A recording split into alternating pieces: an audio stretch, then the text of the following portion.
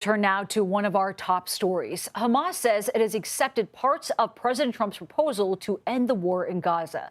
CBS News national security contributor Sam Vinograd joins us now. Sam, very good to see you here. Now that Hamas has accepted at least parts of this deal, what needs to happen to make it a reality?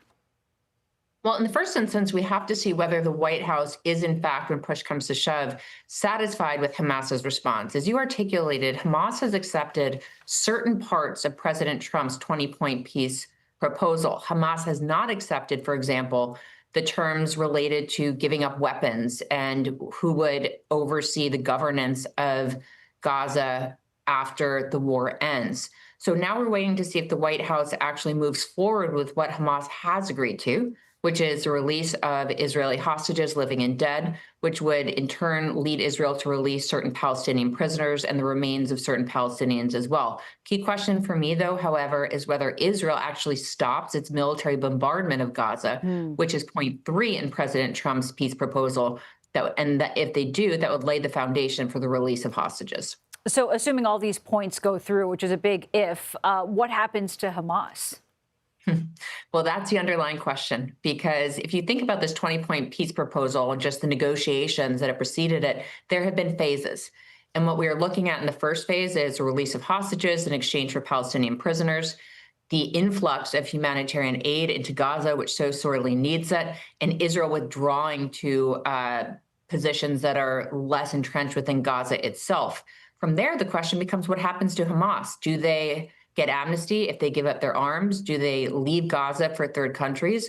Or do they just go underground or refuse to give up their weapons? And that is going to be a significant sticking point in moving past this first phase of the deal, which we hope goes through the release of hostages and influx of aid.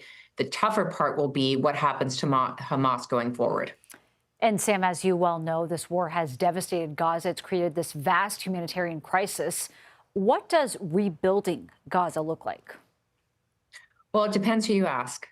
The Trump administration certainly has had a vision for what rebuilding Gaza looks like. They've talked about removing Palestinians from Gaza and sending them to third countries. They've talked about Gaza being prime real estate property based on its location and proximity to the water. But at the end of the day, whomever is going to rebuild Gaza is going to need a lot of money and is going to need to have a sustained presence on the ground. The people of Gaza are going to need an incredible amount of humanitarian assistance. They're going to need an incredible amount of infrastructure building. Gaza has been decimated, access to food, access to fuel.